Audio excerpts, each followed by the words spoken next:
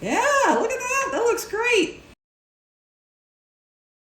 Hey everybody, Luxinda Swirl here. New day, new Tumblr channel.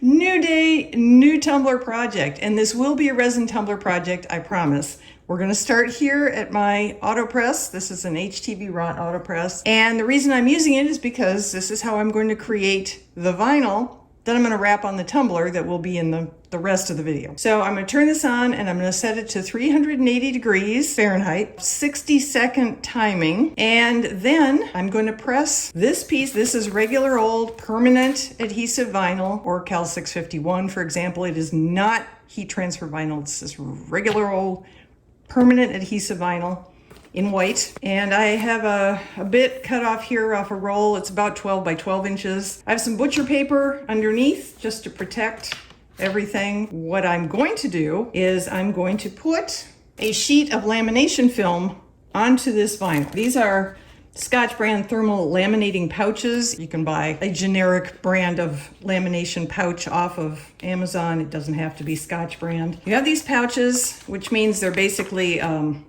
sort of a clamshell. It's two sheets stuck together, and you put your thing that you want to laminate, piece of paper or whatever, inside of it. And because these are specifically designed to laminate 8.5 by 11 pieces of paper, they are bigger. These are like 9 by 11.5. So anyway, I'm going to separate the two pieces of this pouch and just pull them apart like that. So now I have one sheet of lamination film, and I'm going to take the matte side, not the shiny side. We want that to be face up. I'm going to take the matte side and I'm going to put it onto my vinyl. Now there's a little bit of waste involved here because I cut the vinyl larger than the lamination page. You can use any size vinyl you want. If it's smaller than the lamination pouch, just trim the lamination pouch or the sheet from the lamination pouch down to the size of the vinyl. Okay, I have my HTV Ront AutoPress set to 300 for 15 seconds. I'm not even going to be using the 15 seconds. This is just mode 1. It's an automatic setting when I turned it on. I want this nice and low for doing the part where I tack the lamination page onto some white permanent adhesive vinyl. Shiny side up, matte side down. Put your paper on top. Now just tack it down for 3 to 4 seconds.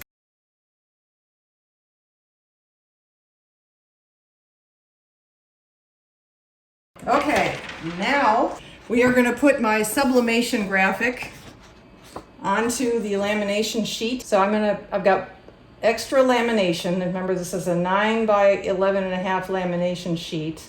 And this is an 8.5 by 11 piece of paper, my sublimation paper. This is HIPPOO, HIIPOO sublimation paper. Epson sublimation ink is what I use to print this out. Okay, put your paper back on top. Now we're going to reset this, turn this off, and now it's going to be 380 for 60 seconds, which means we have to let it heat up again because it's only at 300 right now, so I'll bring you back in a couple of minutes. Okay, here we go. All right, 60 seconds.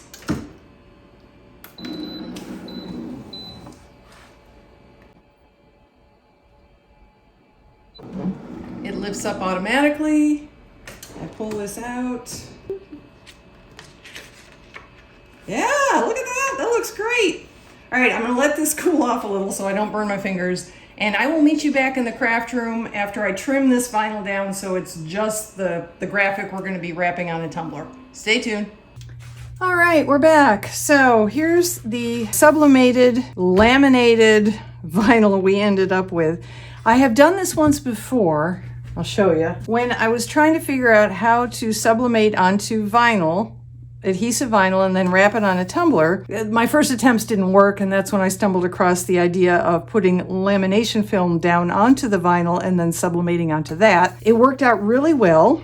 And then somebody saw that video, because I ended it right there when I showed them the sheet of sublimation vinyl. And somebody said, well, how does it wrap? Because now it's considerably thicker. I mean, you can feel that it's thicker than regular, say, 651 Oracal vinyl. So I started another video right away and I wrapped it on here, and it goes on like a dream. The fact that it's a little thicker actually made it even easier. I had no trouble with wrinkles or bubbles at all. And then somebody wanted to know, well, how does epoxy resin go on? You know, does it slide off? Does it have divots? That sort of thing. And I never got to that part. But I will link to the video below where I first made this sublimated vinyl, and then the second video where I show you how easy it is to wrap on. So hopefully this was not a fluke, and this one will also be easy to wrap on. And I'm gonna wrap our kitty cats on. Now obviously the 8.5 by 11 picture that I started with, the sublimation graphic, does not fit as perfectly on a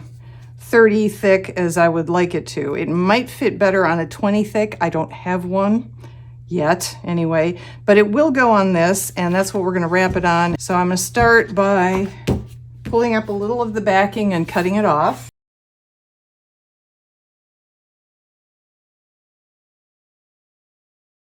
I'm going to try and get this on here straight, but of course, because I trimmed all the edges down, I'm not even sure exactly what straight is anymore.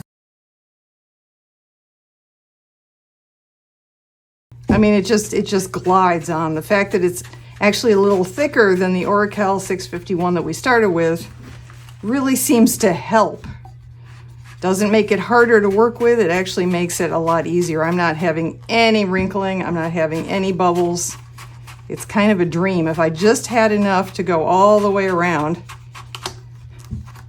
we would be cooking with gas. I think that's going to look great. I still haven't quite figured out what I'm going to do about this spot, but next thing I'm going to do is I'm going to go straight to resin. I'm going to put a layer of resin on. I am not going to put any additives, no sparkles, no nothing into it. It will just be clear resin. Okay, I want to start by saying that I put KS Liquid Stone Ultra UV epoxy resin on this. I didn't put anything in it. I am honestly floored by how well the resin on top of the two different blacks blended everything together. I mean, at first glance, when I took the cover off the tumbler turner this morning, the cover I put on to keep out dust and insects and stuff, it's like, oh my God, the whole thing matches. It all blends together. This is a done cup. And then of course I looked a little bit closer, and I'll try and zoom in here. You can still see, if you look hard, you can still see where the seam is. So I have a cup here that I could call done. I really could. I still think it looks perfect the way it is. But I also thought, well, what can I do to cover that up even a little more? I did take this out in the sun and get a sunshine shot of it just to see what it looked like at this stage. So I'll put a tiny clip of that right in here so you can see how it looks out in the sun. Looks pretty darn good. I'm very happy with how this cup is going. So I thought if I could put something here and something maybe here, and the somethings are obviously going to be more cat flowers. So I took this same graphic and I brought it into my Cricut design space, and I got rid of the background and turned it into just print and cut stickers. Now, I know some people are going to start thinking, well, why didn't you just do that in the first place and stick the stickers where you wanted them and don't do all this vinyl wrapping stuff? And that's a very legitimate question. You absolutely could do that. In fact, you could do that and you could put it on any background at all. It doesn't need to be on black. I could do this cup with different cat stickers on that. But the entire point of this video, if you'll recall, is I wanted to show how well I could sublimate a black full wrap graphic onto white adhesive vinyl and get it onto a tumbler. This is what I did. This was the reason for it. And now I'm going to put a couple little kitty flowers in these two gaps. This is the Nito brand printable vinyl that I love using. Now right now they look a little brighter. Again, this was a print and cut, and this is sublimation, and the inks are different. This is sublimation ink, this is inkjet printer ink. So there's that, and I will also be putting another layer of resin over these, which will help blend them in more. I am going to use KS Liquid Stone Ultra UV again, and into it I am absolutely going to put some 504. I might also put in a little rainbow. The rainbow will show up on the black part, and the 504 will show up on the kitty sunflower part. Our kitties will sparkle. So stay tuned.